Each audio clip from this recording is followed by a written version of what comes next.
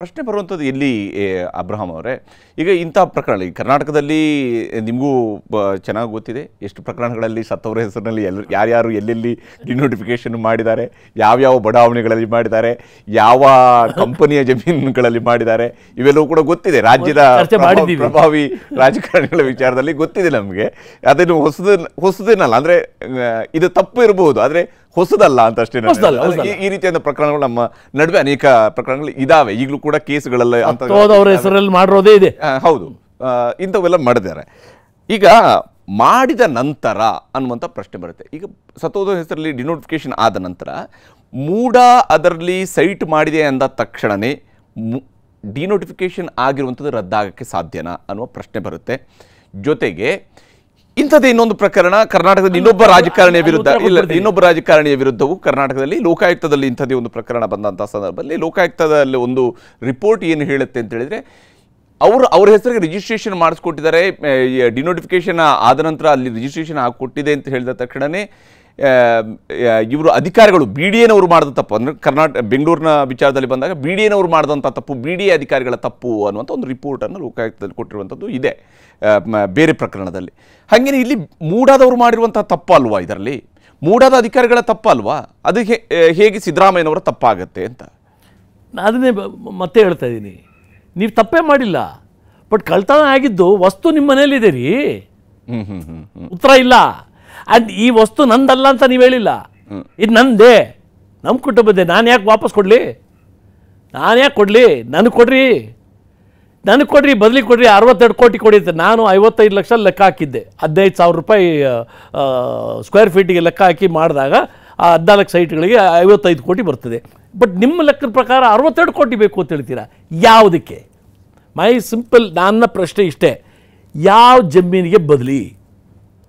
ನಿಮ್ಮ ಒಡೆತನಕ್ಕೆ ಬಂದಿದೆ ಅಂತ ಹೇಳ್ಬೇಕಾರೆ ನಿಮ್ಮ ಧರ್ಮಪತ್ನಿಗೆ ಬರೋದಲ್ಲ, ಅದಕ್ಕಿಂತ ಮುಂಚಿತವಾಗಿ ನಿಮ್ಮ ಬಾಮೈದನಿಗೆ ಬಂತು ಅಂತ ಹೇಳ್ತೀರಲ್ಲ, ಆವತ್ತು ಎಲ್ಲಿತ್ತು ಆ ಭೂಮಿ? ಈಗ ಅದನ್ನು ಯಾರು ಕೇಳಬೇಕು? ಒರಿಜಿನಲ್ ಓನರ್ಸ್ ಇದಾರಲ್ಲ, ಮೂಡ ಅಕ್ರಮವಾಗಿ ತಗೊಂಡಿದ್ದಿದ್ರೆ ಹೌದು, ಅವ್ರಿಗೆ ಹಕ್ಕಿದೆ, ಅವ್ರ ಮಕ್ಕಳಿಗೆ ಮೊಮ್ಮಕ್ಕಳಿಗೆ. ಅವ್ರು ಹೋಗಿ ಸಿವಿಲ್ ಕೋರ್ಟ್ಗೆ ಹೋಗಬೇಕು, ಸಿವಿಲ್ ಕೋರ್ಟ್ಗೆ ಹೋಗಿ ಅವ್ರು ಎಸ್ಟಾಬ್ಲಿಷ್ ಮಾಡಿ ನಮ್ಮ ಹಕ್ಕಿದು, ನಮ್ಮ ಜಮೀನಿದು, ಇದು ಅಕ್ರಮವಾಗಿ ಅವ್ರು ತೊಗೊಂಡಿದ್ದಾರೆ ಅಂತ ಯಾರು ಹೋಗಿಲ್ಲ ಅಲ್ಲಿ. ಯಾಕಂದರೆ ಈ ಡಿನೋಟಿಫಿಕೇಶನ್ ಆಯ್ತಲ್ಲ, ಸತ್ತೋದ ಮನುಷ್ಯನ ಹೆಸರಲ್ಲಿ. ಸತ್ತೋದ ಮನುಷ್ಯ ಬಂದು ಕೇಳ್ತಾನ? ಸತ್ತೋದ ಮನುಷ್ಯ ಬಂದ್ಬಿಟ್ಟು ರೆಕಾರ್ಡ್ಗಳನ್ನ ಚೇಂಜ್ ಮಾಡ್ತಾರಾ? ಆಗಲ್ಲ, ಸುಮ್ಮನೆ ಬಿಟ್ಬಿಟ್ರು. ಇದೆಲ್ಲ ಗೊತ್ತಿಲ್ಲದೇ ಆಗ್ಬಿಡ್ತಾ? ಇಷ್ಟು ಅಕ್ರಮಗಳು 1, 2, 3, 4, 5, 6. ನೀವು ಸೆಂಟ್ರಲ್ಲಿ 2014ರಲ್ಲಿ ಮೇಡಮ್ ಸಿದ್ದರಾಮಯ್ಯನವರು ದಂಪತಿಯವರು ಒಂದು ಅಪ್ಲಿಕೇಶನ್ ಹಾಕ್ತಾರೆ. ಏನಕ್ಕೆ? ನಾನು ಅದೇ ಪಾಯಿಂಟ್ಗೆ ಬರಬೇಕು ಅಂತಿದ್ದೆ. 14ರಲ್ಲಿ ಅವರು ಅಪ್ಲಿಕೇಶನ್ ಹಾಕಿದಾಗ ಮುಖ್ಯಮಂತ್ರಿಯವರು ಒಂದು ಸ್ಟೇಟ್ಮೆಂಟನ್ನು ಈಗಾಗಲೇ ಮಾಡಿರುವಂಥ ಏನಂದರೆ, 14ರಲ್ಲಿ ಇಂಥದ್ದೊಂದು ಅಪ್ಲಿಕೇಶನ್ ಹಾಕಿದಾಗ ನಾನು being the chief minister of the state ನಾನು ಒಂದು ಮಾತನ್ನು ಹೇಳಿದ್ದೆ, ಈ ವಿಚಾರದಲ್ಲಿ ನಾನು ಯಾವುದೇ ರೀತಿಯಾದಂತಹ ಪ್ರಭಾವವನ್ನು ಬೀರೋದಕ್ಕಾಗೋದಿಲ್ಲ ಅಥವಾ ನಾನು ಏನೂ ಕೂಡ ಆದೇಶನ ಮಾಡೋದಕ್ಕೆ ಸಾಧ್ಯ ಇಲ್ಲ ಅಂತ ತಿಳ್ಕೊಂಡು ಹೇಳಿದ್ದೆ. ಮತ್ತು ಆ ಪ್ರಕಾರವಾಗಿ ನನ್ನ ಆಡಳಿತದ ಅವಧಿಯಲ್ಲಿದೇನೋ ಆಗಿಲ್ಲ. ನಂತರ ಮುಂದುವರೆದು 2020ರಲ್ಲಿ BJP ಸರ್ಕಾರ ಇದ್ದಂಥ ಸಂದರ್ಭದಲ್ಲಿ 50-50 ಅನುಪಾತದಲ್ಲಿ ಅವ್ರಿಗೆ ಏನು ಪರಿಹಾರ ಕೊಡಬೇಕಾಗಿತ್ತು. ಯಾಕಂದರೆ ಅಕ್ರಮವಾಗಿ ಮೂಡಾದವರು ಇದನ್ನು ಜಮೀನನ್ನು ಅಕ್ವೈರ್ ಮಾಡ್ಕೊಂಡಿದ್ರು, ನಮ್ಮ ಜಮೀನನ್ನು ಅಕ್ವೈರ್ ಮಾಡ್ಕೊಂಡಿದ್ರು. ಹಾಗಾಗಿ ಅವರು ಪರಿಹಾರವನ್ನು ಕೊಡೋದಕ್ಕೆ ಹೋದರು 2020ರಲ್ಲಿ 21ರಲ್ಲಿ ಅನ್ನುವಂಥ ಮಾತುಗಳನ್ನು ಹೇಳ್ತಾರೆ. ಸಂತೋಷ, ನಾನು ಅಲ್ಲಿ ಬರ್ತೀನಿ. ಮತ್ತೆ ಈ ಅಪ್ಲಿಕೇಶನ್ ಹಾಕಿದಾಗ ಏನು ಕೇಳ್ತಾರೆ? ಮೂಡ 2001ರಿಂದ ಅಲ್ಲಿ ರಸ್ತೆಗಳನ್ನು ತಯಾರಿ ಮಾಡಿ, ಪಾರ್ಕ್ಗಳನ್ನ ನಿರ್ಮಾಣ ಮಾಡಿ ಅನೇಕ ಜನಕ್ಕೆ ವಿತರಣೆ ಮಾಡಿದ್ದಾರೆ ಅಂತ ತಮ್ಮ ಧರ್ಮಪತ್ನಿ ಬರೆದಿರೋ ಲೆಟ್ರದು. ನನಗೆ ಬದಲಿಗೆ ಕೊಡಿ, ಜಮೀನು ಕೊಡಿ ಅಂತ. ಒಂದು, ಅವರಿಗೆ ಹಕ್ಕಿರಲಿಲ್ಲ, ಇವ್ರಿಗೆ ದಾನ ಮಾಡಿದಂಥ ವ್ಯಕ್ತಿಗೂ ಹಕ್ಕಿರಲಿಲ್ಲ, ಇವರಿಗೆ ಮಾರದೆ ಅಂತ ಹೇಳೋವನು ಹಕ್ಕಿರಲಿಲ್ಲ. ಇಟ್ ಇಸ್ ಅ ಲ್ಯಾಂಡ್ ಯಾರ ಸ್ವಾಧೀನದಲ್ಲಿತ್ತೋ, ಮೂಡ ಸ್ವಾಧೀನದಲ್ಲಿತ್ತು.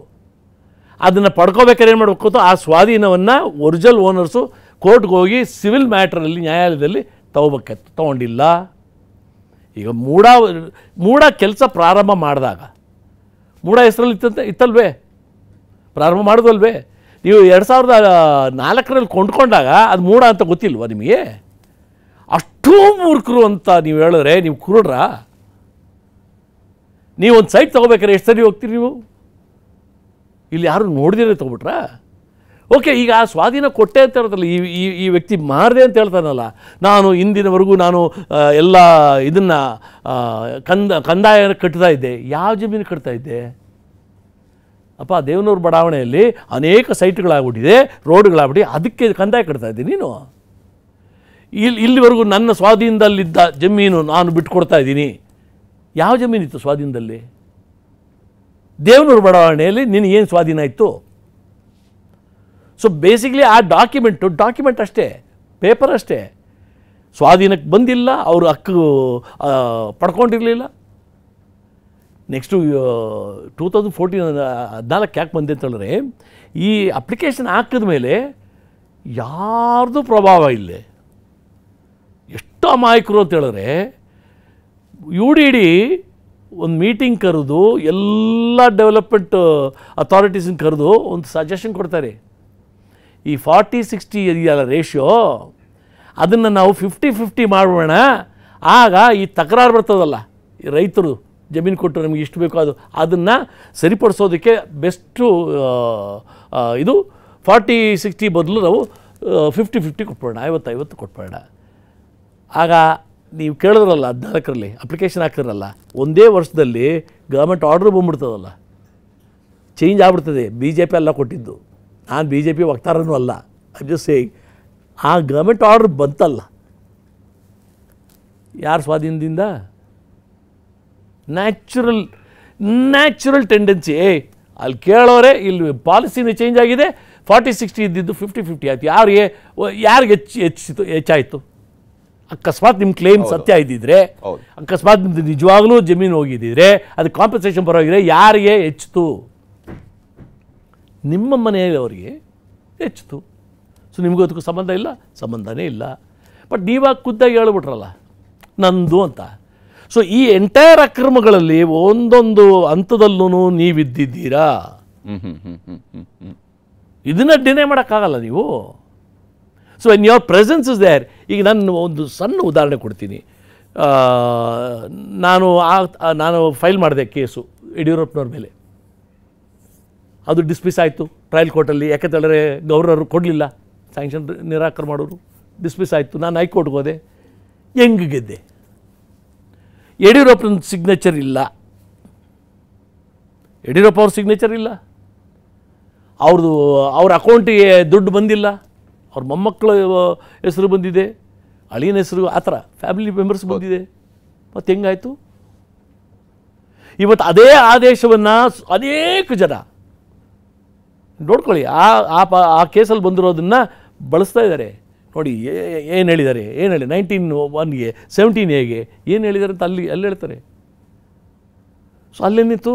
ಸೊ ಅವ್ರ ಮೇಲೆ ನಾನು ಮಾಡಿದಾಗ ಅಲ್ಲಿ ಏನೂ ಲಿಂಕ್ ಇಲ್ದಿದ್ರು ಪ್ರಿವೆನ್ಷನ್ ಆಫ್ ಕರಪ್ಷನ್ ಆ್ಯಕ್ಟಲ್ಲಿ ಈ ಒಂದು ಇದೆಯಲ್ಲ, ಒಬ್ಬ ವ್ಯಕ್ತಿ ಅವರ ಪ್ರಭಾವ ಬಳಸೋದು ಬರೆದು ಕೊಡಬೇಕು ಅಂತಿಲ್ಲ.